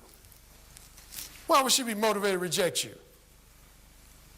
Why would she be motivated to reject you if she thinks she could get 10 hours worth of entertaining conversation on the phone from you? Why would she reject you if she think you're going to take her out to dinner 5 times and pay half her car note 1 month? Man, women ain't anxious to reject a man. If they have non-manipulative women, they'll reject you. They're not anxious to, but they'll just reject you. But manipulative women, they're not anxious to reject you. They want to toy with you first, manipulate you and exploit you first, then they're going to give you the talk I talked about yesterday. Oh, you know, these last 3 weeks, I got to tell you, have been some of the greatest 3 weeks of my life. I mean, you've taken me out skiing, you've taken me to dinner 13 times in 12 days. But I got to tell you, you'll make somebody a great husband. Somebody a great boyfriend, but I just don't, they always tilt that head. They just don't have the romantic chemistry with you. Time wasters, the last thing, again, this goes back to when guys say, well, why are those women angry when I was Mode 1 or whatever? Because they pissed. They want all this shit. Name a woman you know that don't want to be flattered. I ain't never met a woman that didn't want flattering attention. Like that woman yesterday was talking about she don't want to be called sexy. Bullshit. Women love yik-yak. Women are yik-yackers, man. I ain't gonna lie, I'm not saying we ain't, but I mean, I'm on the phone talking 2 hours about Kobe Bryant's nasty dunk on somebody. It's important shit. You know, I ain't just yik-yakking. You know, these draperies, I get them half off. And then I get new shoes along with them. What the fuck? And exploit you for finance. I had a woman, please forgive me if I'm repeating myself. I might have told this story. I'm thinking I told the story already. The woman who arranged one of my book signings in Chicago. She came to me, straight up said, she said, Alan, I love Mode 1. I love that you're promoting honesty. But she said, there's a couple things I don't like. And of course, I was like, what don't you like? And she said, well, you would have to be a woman to understand. I said, well, I'm not a woman, but I understand a lot about your behavior. She said, well, see, you got to understand, when a guy's Mode 1, that forces a woman to either reciprocate his interests or reject him. I said, exactly. I said, you get it. That's the exact point. She said, no. See, that shows me right now you're not a woman, because women, we want to be able, she called it work their magic. She said, we want to be able to work our magic.